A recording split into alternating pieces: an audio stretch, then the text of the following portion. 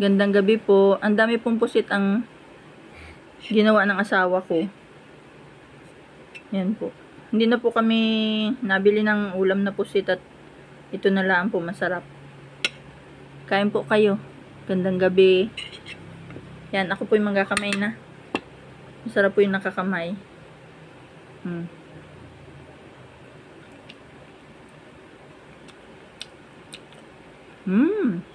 Ang sarap.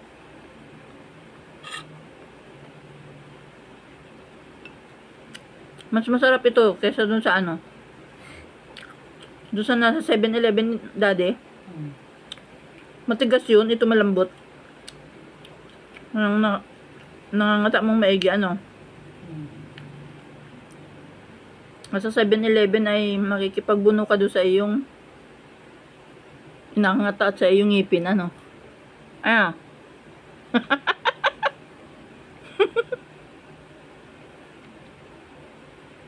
Ito, matamis na manghang. Spicy and sweet, ano. Sweet and spicy, and daddy. Ano?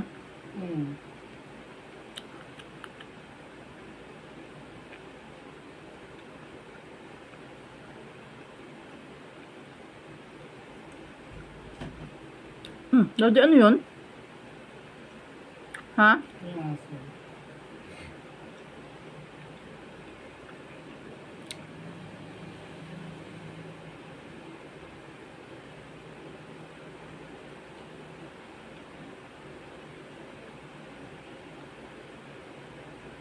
Wala nang bagyo?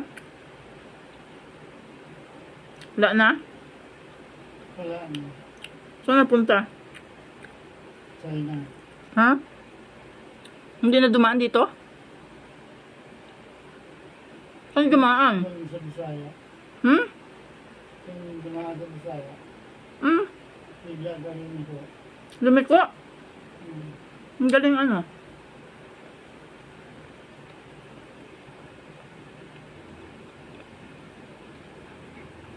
Arrogancia, karilla. Mamaya, ako nag-ano pa.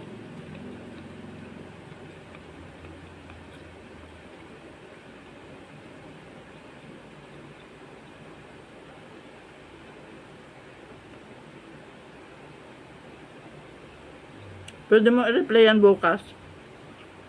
Kahit araw-araw i-replay mo yan, merong replay yan. Kaya hindi ka man maanuhan yan. Hindi ka maanuhan yan. May replay niyan sa mga ganyan.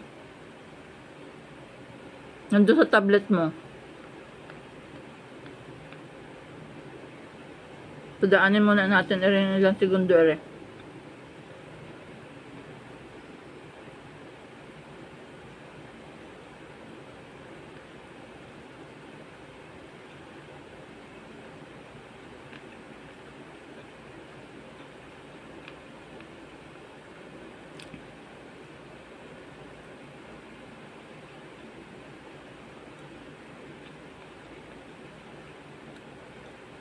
Dati ba't hindi na masyadong maitim ito?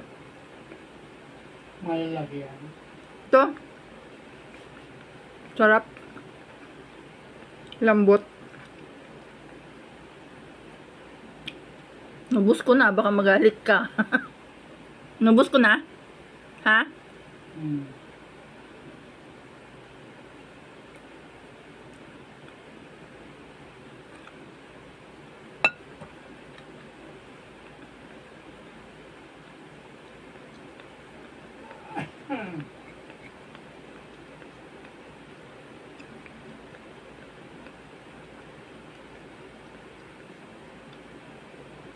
Nangailangan pala sa amin ng electrician. Ayaw daw mag-apply ng mga taga-kasil ko. Sa RTC mag-apply. Sabi daw kay Uti Ariel. Mas malaki pa raw yung ano, daddy. Mas malaki pa raw yung wala silang employer. At per ano daw, per butas daw ay 750 ang isang butas. Ang butas?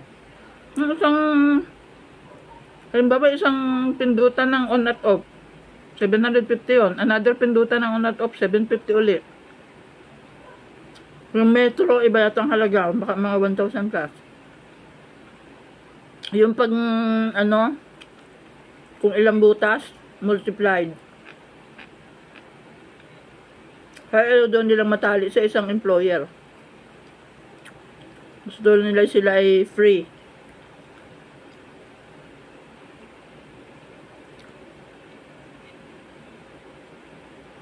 Ang galing nga naman. Laki na yan, daddy.